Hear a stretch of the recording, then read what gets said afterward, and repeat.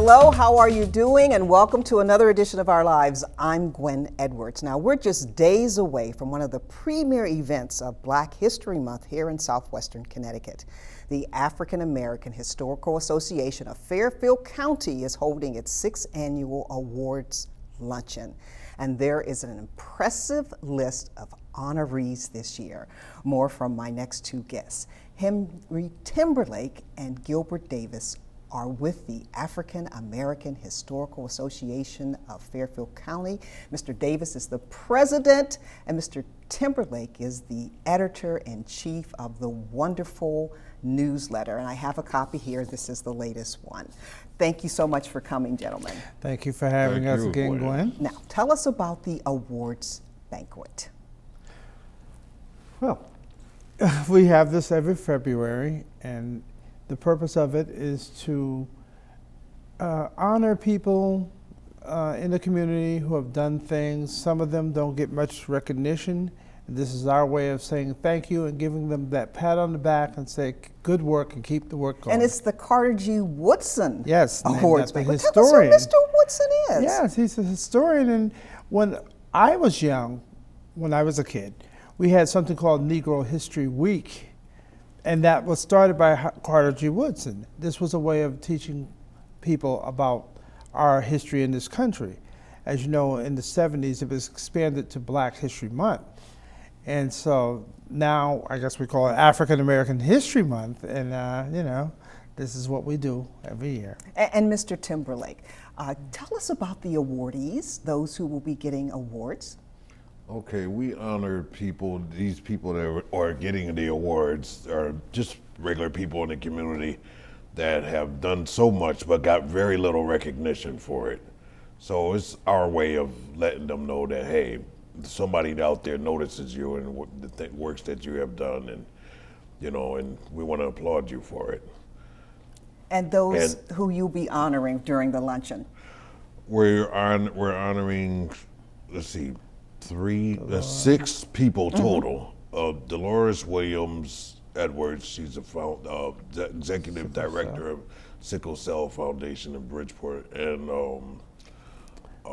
Alfred Marder. From Amistad, in New Haven, and he's also the founder of the Connecticut Freedom Trail, right. President of that. Former Senator Ed Gomes in Bridgeport. Who was many years that Gomes was involved with politics and city government. And city government as well. So, you know, this past year he was, he didn't win this past election, so I think maybe he's no longer going to be involved with politics. But this is our way of saying thank you, Ed, for all those years of service to the people of Bridgeport and all the good things that you've done. And then there are others as well that were honoring. Johnny Mae Hunter Foxworth, she's an alumni of Spelman College, and she's 90 years. She'll be 90. Matter of fact, the 14th of February, she celebrated her 92nd birthday. And Lavelle Lynch, also. Lavelle Lynch received the Congressional Medal, first Black Marine from Bridgeport. We received the Congressional Medal from President Obama last year in June.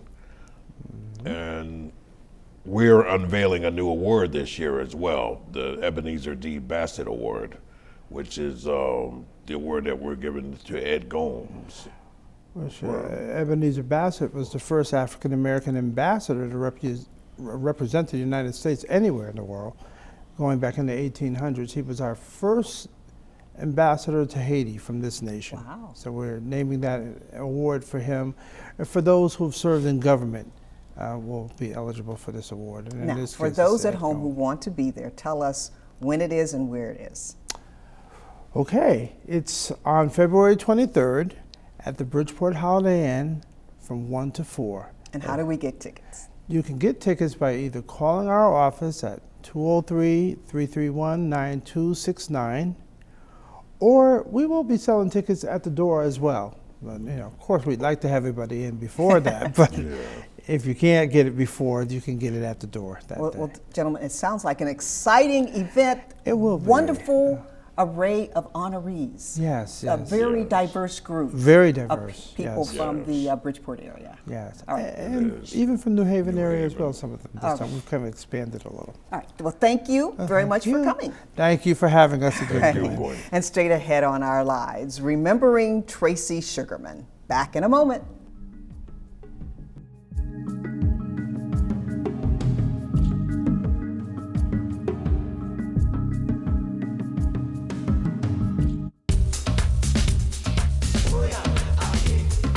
And welcome back. A longtime friend of the Our Lives show passed away on January 20th.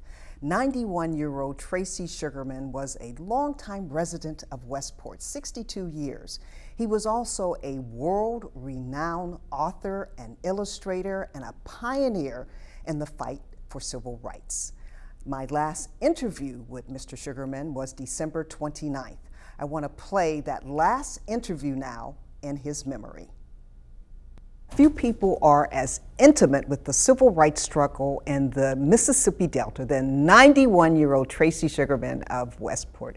Mr. Sugarman has written another book about his experience, No One Said Amen. It's his first novel, and it's a self-published book.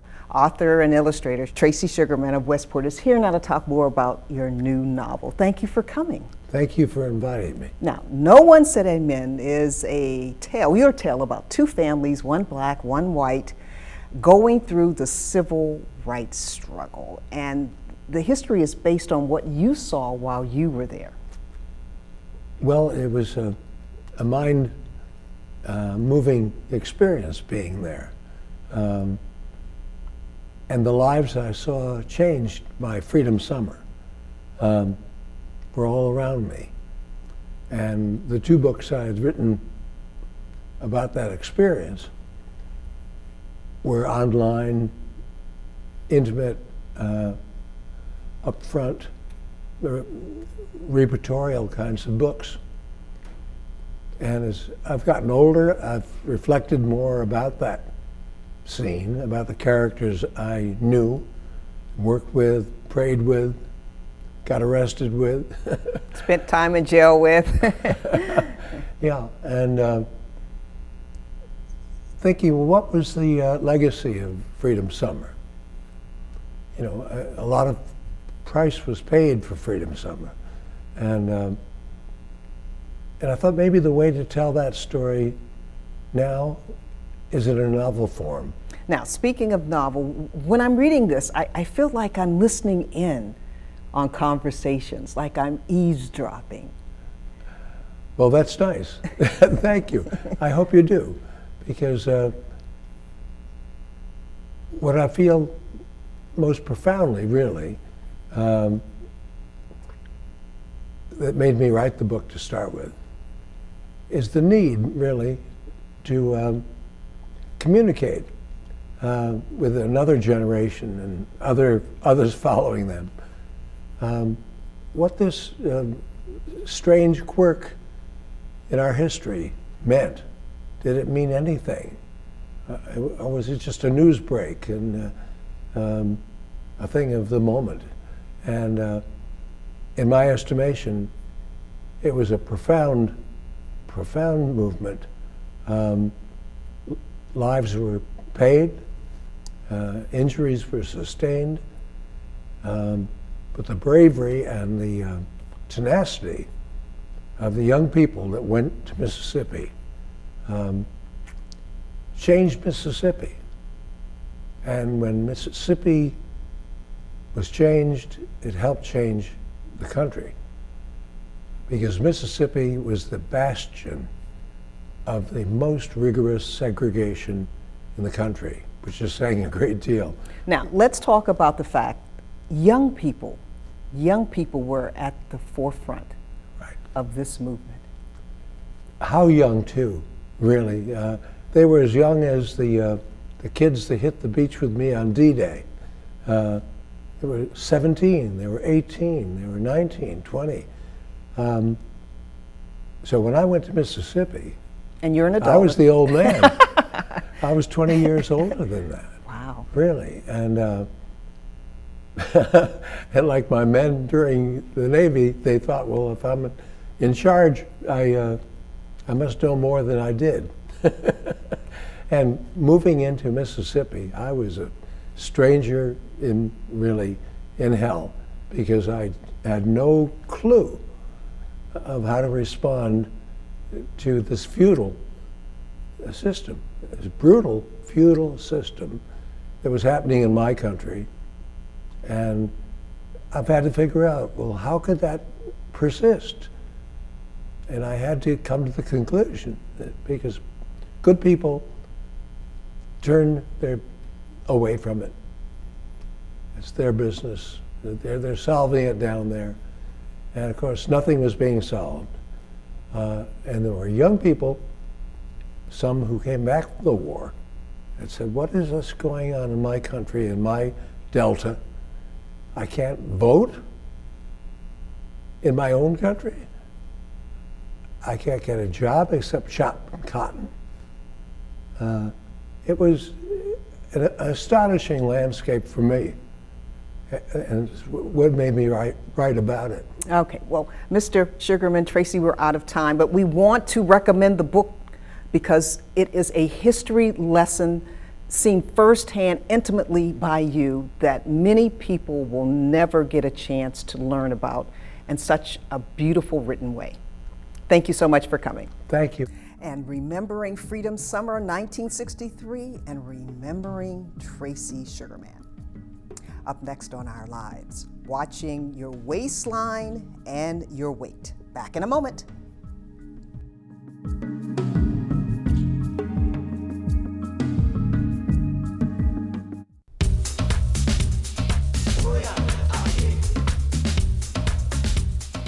And thank you for checking out Our Lives this weekend. I'm Gwen Edwards.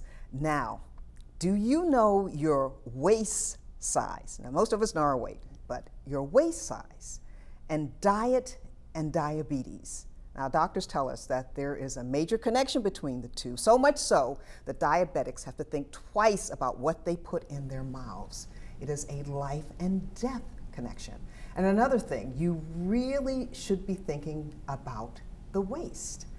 Chef Wiley Mullins is the founder of Wiley's Healthy Southern Classic Seasoning and Spices, and he's here to talk more about controlling diabetes through diet. Now, long time no see. Hello, how you doing, Gwen? Good to see you. You're looking well. You're looking great too. All right, now, diabetes in our nation is a full-blown epidemic. Among people of color, it's out of control. It's out of control.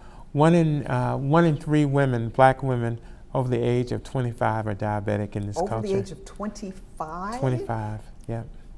And we're looking at 25 million type 2 diabetics that we know of, another 6 million that are undiagnosed.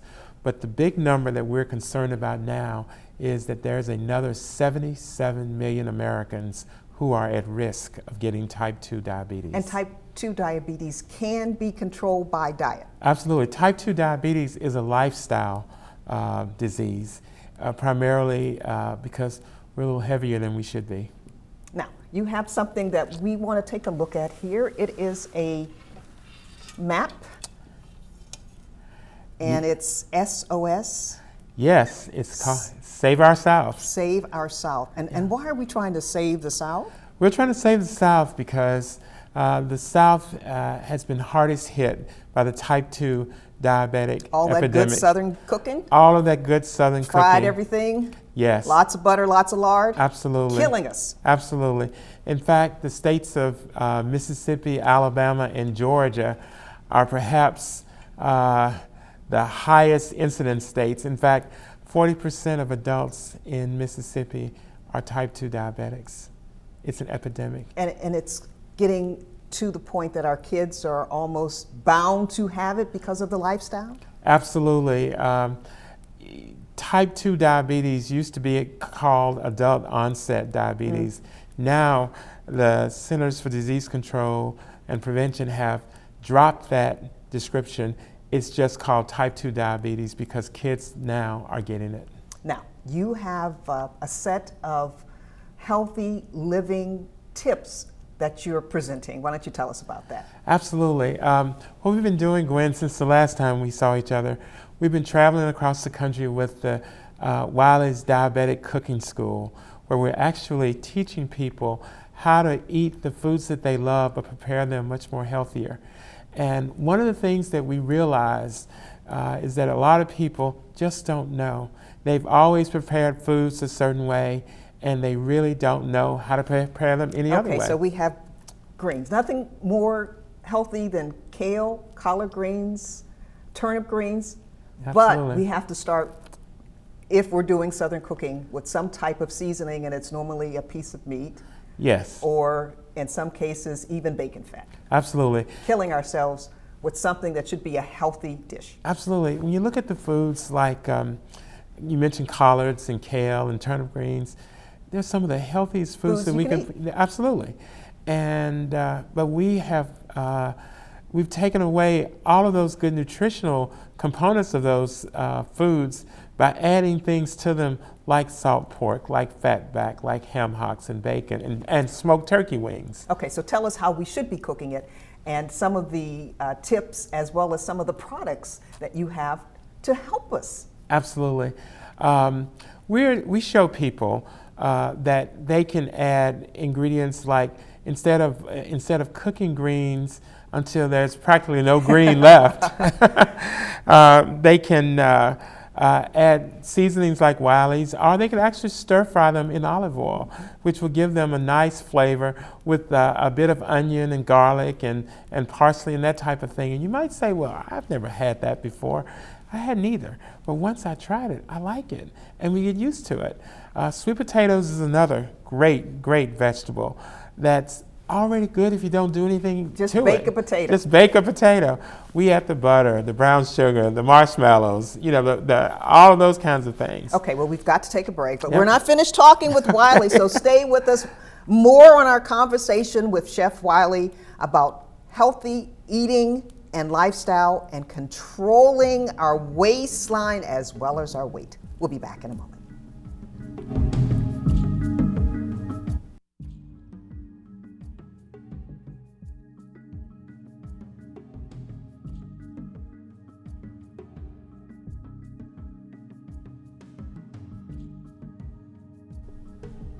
And you are what you eat, and if you don't believe it, you better believe it now. Diabetes is running rapid through our community. Taking care of yourself, learning your blood sugar levels, and eating better is all a part of our live show today. We're learning from the best. Chef Wiley Mullins has been working for years to help you eat healthy. He is the founder of Wiley's Healthy Southern Classic Seasonings and Spices. Now, Wiley, you have a diet that you have been taking across the country, Yep. helping people eat healthy, but enjoy the classic foods that they. Absolutely. So tell us about the Hood's Code of Health. The Hood's Code of Health is four components. It's use fresh foods, and when you have fresh foods, try not to fry them. Limit your salt intake. Drink water, and get good rest. Those are 4 things that we're telling people that they really need to do. It sounds simple, but most people don't get enough rest. They don't drink it. They don't drink the recommended 8 glasses of water a day, and we don't really think that much about what we eat. Okay, so we pretty much all know our weight, more or less. You know, we may shave 5 pounds off of it for our own self, but we don't seem to understand the importance of knowing our waist size. Absolutely not. In fact, Gwen, about 85% of American women do not know their waist measurement because you don't buy clothing that way. And men, we buy clothing based on our waist size, but oftentimes if we have a tummy that's hanging over our belt, we measure below the belt. Let's talk about waist. I'm going to take the tape measure here and do myself. Now, what's a healthy waist size for a woman? A healthy waist size for a woman is 35 or less. Okay, so I'm at 31. You're in the green zone. You're in the safe zone. What's a healthy waist size for a man? 40 or less. 40 or less. So if you're a 48, 49, 50, You're in what you're calling the red zone here, The danger zone. the danger zone. How do you get your waist down? You got to start eating healthier and exercising and watching really calories. Now, how can someone get in contact with you, find these healthy spices and seasonings? Yep. Well, our website is UncleWiley's.com, or we have the waist measure on our website. You can go to EveryInchMatters.com, which gives you a lot of pointers about bringing down your waist. And also, how do you get the Hood's Code of Health information? Everything's on the website. Everything's on the It's website. available. Yep. Okay, well, once again, we just want to thank you for coming. We have one more thing we want to talk about is this picture of Jesse Owens. This picture is of Jesse Owens. I had an opportunity to go to the Jesse Owens Memorial Museum in Oakville, Alabama. Which is North Huntsville. Right, back in December. And it was really interesting. And I couldn't help but realize when I was there that Jesse Owens Made a lot of sacrifices. made a lot of sacrifices. Made a lot of decisions so that he could make himself the winner that we know him. Absolutely. And he did it through having a good diet and exercise and sticking to it. Okay, well, thank you so much for coming. Thank you. And good luck Thank you. with this push, because we want to see more of us stick around, Absolutely. be here for our 50s, 60s, and 70s. Absolutely. And the grands and the great-grands. Absolutely. Thank you. All righty, thank you. And thank you so much for being with us for this edition of Our Lives. Make sure you like me on Facebook and follow me on Twitter for updates on the Our Lives show all throughout the week.